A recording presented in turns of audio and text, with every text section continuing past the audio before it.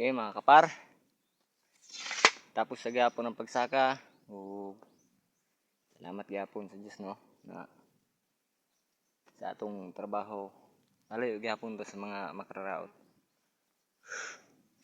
Og dahil ako to bang akong vlog mga kapar kay hapon na human naman pud pagsaka.